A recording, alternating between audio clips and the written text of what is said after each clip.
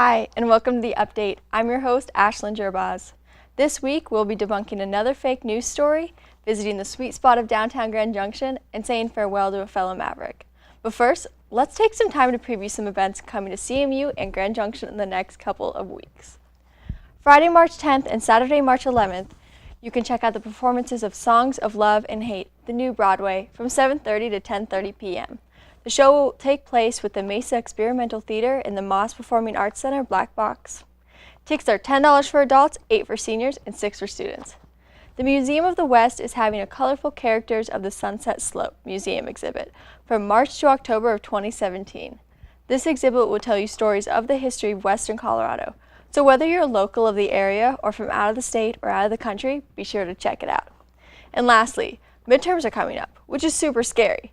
But luckily, that means spring break is also coming up. Spring break will be from Saturday, March 18th to Sunday, March 26th. So if you're in need of a mid-semester break, don't worry. It's almost here. President Trump started March 2017 off with automatically blaming Obama for something he probably didn't do. During an interview with Fox and Friends, Trump claimed that former President Barack Obama is behind the town hall protests that could prevent lawmakers from repealing the Affordable Care Act, or Obamacare. Trump said during the interview, quote, "I think that President Obama is behind this, because his people certainly are." Now, neither Obama nor his people have addressed the matter, so I guess I will.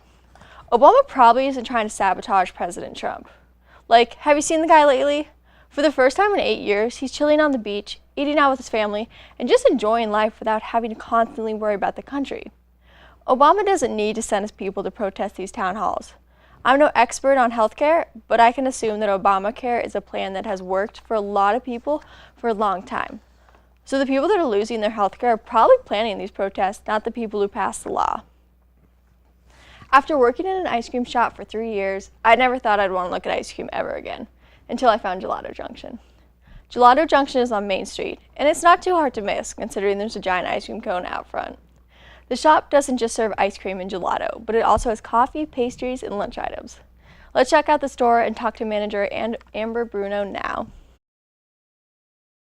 I am Amber Bruno, and I am the manager at Gelato Junction.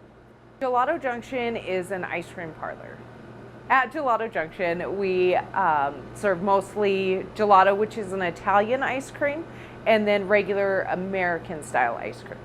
Gelato is going to be a lower butterfat ice cream than regular ice cream, and also there is an air pumped into it, so you don't get that fluffy texture. It's going to be denser. And we're best known for our peach sorbetto. Stracciatella is always a very good one. That's a chocolate chip. Some of our specialty items that we carry that we make with our gelato would be a spaghetti sundae, a gelato panini, or an affogato. Those are all made with our gelatos in whatever flavor you like. My personal favorite would be the affogato, and that is gelato with 2 shots of espresso served over the top, so it's that warm, cold combination also. At Gelato Junction, we do serve lunch items, and we have coffee. Every morning, I have to have my espresso. So I always usually make like a caramel delight or something, and we carry Colorado Legacy coffee. They're the local roaster and they are fantastic. So I'm like addicted to their espresso. I always eat lunch here. That's like a main, and I usually eat the chicken salad wrap. I love the chicken salad wrap. We do carry turkey paninis, we carry cheese paninis, we carry quesadillas, the chicken salad wrap, hot dogs, chili dogs, homemade soup. My favorite part of working here is I get to create stuff daily. I love using my hands and working with different stuff and coming up and using my imagination. Would these flavors pair together very well, or will they not? Or just going off the wall and creating something completely different. Like we're working on macaroons right now. Like, can I make them in my store using the equipment I have? For college students coming into Gelato Junction, we have more than just ice cream or more than just your basic sweet treats. We do have lunch items. We do have coffee and espresso. They're more than welcome to stay and hang out. We do have free Wi-Fi that they can come in and use. If you're looking for a sweet treat, definitely give Gelato Junction a try. They're located on 449 Main Street and open from 11 a.m. to 6 p.m. on Mondays through Thursdays and 11 to 7 p.m. on Fridays and Saturdays. Ryan Teixeira fearlessly battled leukemia for 6 months and sadly lost that battle on Saturday, March 4th, 2017. Teixeira passed away due to complications with a bone marrow transplant in January. Teixeira was a member of the CMU baseball team and was a dedicated player for years, despite being diagnosed with Ewig sarcoma his senior year of high school. Maverick baseball coach Chris Hanks told the Daily Sentinel, quote, "The effect he had on this team is just incredible. The profound effect he had on these guys in the short time they were around him, the perpetual optimism he had, and the strength. It's hard to put into words." Ryan's battle started the 17 Strong Foundation that raises awareness for leukemia with the intent of helping other cancer patients. From all of us at The Update, CMU-TV, and CMU, we send positive thoughts to the friends and family of Ryan and the CMU baseball team. May we all be 17 strong during this difficult time. Thanks for tuning in to The Update this week. I've started a few social media pages for you to check out. You can go to Facebook and look up The Update at Colorado Mesa, and you can go to @TheUpdateCMU on Instagram, and then @Ashlyn_Jerboz on Twitter for The Update. Self-promoting like it's my job. And as usual, let's go to the most recent press conference with ASG President Ben Lindsay. This is your host, Ashlyn Jerboz, signing off.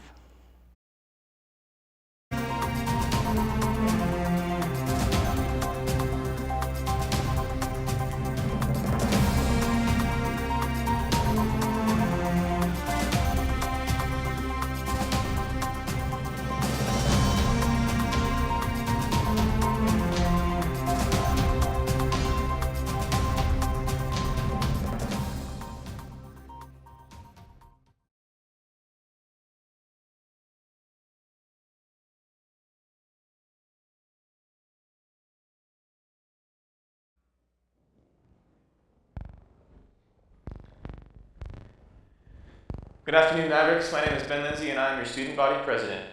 Today, I have the agenda from our last meeting, as well as some other updates from our organization. So this week, we went to Montrose for our meeting. I personally was not able to make it, but the rest of the Senate did attend, as well as the executives. We met with the director over there, as well as a student who displayed their gratitude for us joining them on their campus, and also had some other updates on what's going on their campus. Some of the business that we had over there, we voted on the floor amendment bill from 3 weeks ago when it was introduced, and that passed, so senators can now make amendments to bills on the floor, as well as fail them completely. We also had some introductions of other bylaw changes and 2 allocation bills. So the first one for bylaw changes was for Senate abstentions. So it was changing the way that senators should abstain on votes, and that will be voted on in 2 weeks. We also had Senate attendance, and that was read by Senator Leonard, the first by Senator Anderson, but that is regarding how many unexcused absences and excused absences senators can have in order to remain in the organization. And that's just to keep our senators responsible and more invested in the organization, and hope that they will put more into the organization and be able to commit more of their time to it. And last but not least, we had 2 allocation bills, 1632 and 1633. The first one, 32, is for $23,000 or $2,357 for 2 scholarships to the Colorado Capital Conference this summer. And then the bill 1633 was for 1 scholarship with a total cost of $1,178.50. So overall, ASG is going to be sponsoring 3 scholarships for students to attend the Colorado Capital Conference coming up this summer in DC. And I attended this last year, and I definitely recommend it. If you are thinking about applying, definitely do so. I gained a lot of valuable just knowledge and experience on how politics work in the national level, as well as met with plenty of business owners from around the state that attended as well. So we've also had several other updates on our OrgSync. So first and foremost, we have released a tobacco survey that we'd like all the students to fill out. This survey is to serve as your voice so that we as a Senate and as an organization know how to best represent you in terms of tobacco policy on campus. And so there's several options on some directions that we're thinking of going on there that you can recommend at the very end, but we're mostly just interested in your feedback and what you'd like to see on campus. You can find that link on our Facebook page. It's also on OrgSync under the Associated Student Government's OrgSync page. We also have our MAV Awards nominations still up. Those will be open for several more weeks, and so we ask that you nominate students and faculty members that you feel deserve an award. Again, this is kind of like the Oscars of CMU, so it's a pretty prestigious event. We're trying to ramp it up this year and hopefully have about 200 to 300 participants. So nominators are invited to the event, and nominees, of course, are invited as well. This past week, Senator Zach Harr, the Senator for Physical, Environmental, and Biological Sciences, resigned from his position due to class load and some other exterior commitments. And we've also been interviewing some individuals for a justice position this week, and they'll be up for appointment this coming Wednesday. Last but not least, we have our elections intent forms opening up on March 6th. Those will be due March 15th. I definitely recommend that you can consider running for a position within this organization for the future. We definitely have a lot of seniors leaving this year, and it will be up to those that are not seniors to continue what this organization has to offer to the students. With that being said, however, I don't want you to seek positions just because of the pay or for the resume boost. I definitely ask you to seek the position so that you can really better represent the students of CMU and better represents the students on this campus and make the school as great as it can be. You can do a lot within these positions. There's definitely a lot of options, and I definitely encourage you to do so if you do want to see change on this campus, to seek a position within ASG. And I challenge you to do that. Make sure that this is more than just a talking point in your resume, and make sure that you recruit your friends. And so those intent forms will be open on OrgSync as well, and those will be open, I believe, March 6th on OrgSync. With that being said, are there any questions from the audience? So if I was interested in running for a Senate position, when should I start, shouting out to people, trying to get people to vote for me? Absolutely, yeah. That's bringing up a great point. I actually forgot to mention that. So the intent forms are due on the 15th, and so that evening of the 15th, I believe it's a Wednesday, Vice President Carmen will be meeting with all of the students that turned in an intent form, and so he's the election chair, so he's in charge of all the rules, regulations, things like that. And so you will have a meeting with him and sign a contract agreeing to the rules and conditions of running. And then from that point on, I believe starting the next day at midnight, you can start campaigning for yourself. And so definitely try and keep our campaigns clean. There's not really a lot of mud that gets thrown around normally, but there's also spending limits for what you can purchase to publicize yourself. And there's also, you have to turn all the budgeting into Jake by the end of every week, most of the time. So just to keep track of finances and make sure you're not going over. But definitely recommend it. There's a lot of options when it comes to senators and executive positions. Thank you. Any other questions? Mr. Velo? You mentioned earlier about the tobacco survey for students to fill out. What is the timeline on this?